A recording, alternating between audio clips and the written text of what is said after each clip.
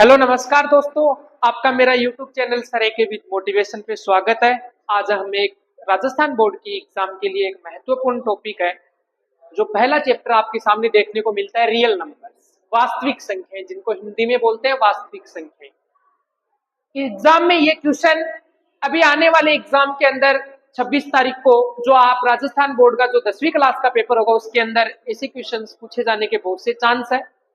इस क्वेश्चंस के अंदर ऐसा दिया हुआ है कि हमें प्रूव करना होता है कि प्रूव कीजिए, prove that root 5 is a irrational number.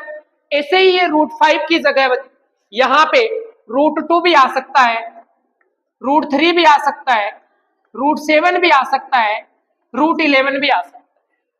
अभी तक रूट 11 तक एग्जाम में क्वेश्चन गया नहीं है, यहाँ तक ही हुआ है। तो ऐसे क्वेश्चंस को अपन सोल्व करने के लिए अपने को ये इरेशनल और रेशनल नंबर के बारे में पता होना चाहिए। अपने पास जो रेशनल नंबर होता है वो P अपॉन Q की फॉर्म में होता है। जो P अपॉन Q की फॉर्म में होता है, Q की वैल्यू यहाँ पे 0 नहीं होती, जहां P और Q कोई इंटीजर्स होते हैं।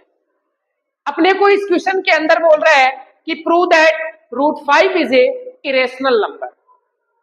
इरेशनल नंबर अपने को प्रूव करने के लिए पहले अपने को इसके अंदर कुछ एजम्पशन करना पड़ेगा, एज्यूम करना पड़ेगा, लेट करना पड़ेगा। तो सबसे पहले अपन क्या करेंगे कि लेट एज्यूम कर लेंगे root 5 is a rational number. तो रेशनल नंबर अपन ने जब इसको एज्यूम किया तो अपन इसके लिए एक लाइन लिखेंगे, so we can find integer. हम एक इंटीजर फाइंड करेंगे, वो होंगे ए एंड बी, जहां ए की वैल्यू क्या नहीं होनी चाहिए, 0 नहीं होनी चाहिए।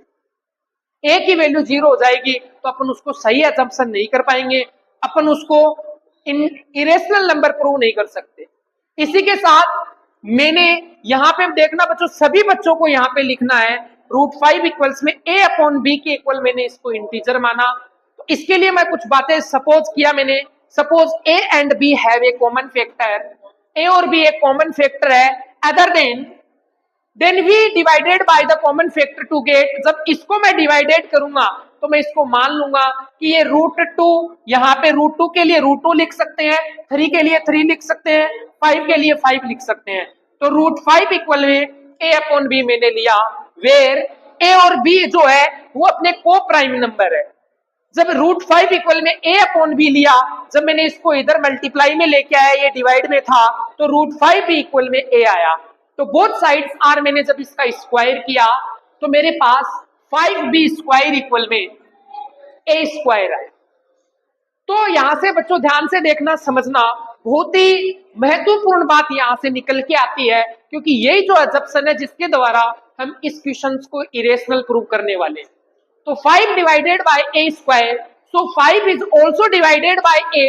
अगर 5 ए स्क्वायर को डिवाइडेड करता है तो 5 ए को भी डिवाइड करेगा। सो वी कैन राइट, मैंने इसके लिए इसको लिख सकता हूं, एक तीसरा इंटीजर मैंने मान लिया ए इक्वल में 5c। फिर मैंने वापस इसका स्क्वायर किया तो ए स्क्वायर इक्वल में 25c स्क्वायर आया। ए स्क्वायर की जो वैल्यू थी वो मेरे पास यहां से 5b स्क्वायर आई।